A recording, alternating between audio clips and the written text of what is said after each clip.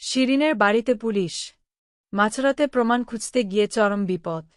আমরা এমনটাই দেখতে পারব আজকের পর্বে। বিস্তারিত জানতে ভিডিওটি দেখতে থাকুন। টগরের আজকের এই শোচনীয় অবস্থার জন্য যে আসলে শিরিনই দায়ী সেটা পারুল ইতিমধ্যেই বুঝতে পেরেছে। কিন্তু মুখে বললেই তো আর হবে না, শিরিনের বিরুদ্ধে শক্ত প্রমাণ দরকার।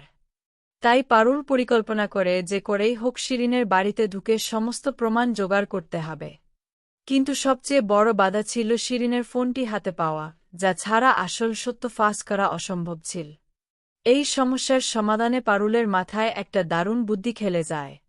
শিরিনদের বাড়িতে যে মহিলা রান্নাবান্না ও গৃহস্থালির কাজ করেন এবং শিরিনের ভাইয়ের ফরমাশ খাটেন, পারুল গিয়ে তার সঙ্গে যোগাযোগ করে। পারুল তাকে অনুরোধ করে কিছুদিনের জন্য ছুটি নিতে এবং তার জায়গায় নিজে নকল কাজের মাসি সেজে শিরিনদের বাড়িতে প্রবেশ করে।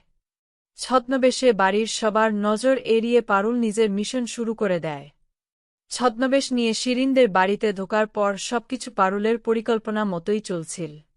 কিন্তু অনেক চেষ্টা করেও দিনের আলোয় সে শিরিনের ফোন বা অন্য কোনো অজ্ঞাত প্রমাণ হাতে পায় না।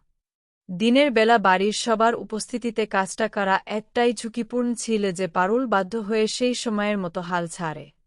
তবে সে দমে যায়নি। পারুল এবার এক নতুন পরিকল্পনা করে যে রাতের অন্ধকারে, যখন সবাই ঘুমিয়ে পড়বে, তখন সে আবার এই বাড়িতে ঢুকবে। যেমন ভাবনা তেমন কাজ। আগামী পর্বে দেখা যাবে, রাতের বেলা সবার চোখের আড়ালে পারুল একা নাই, বরং রায়ানের সাথে শিরিনদের বাড়িতে প্রবেশ করে।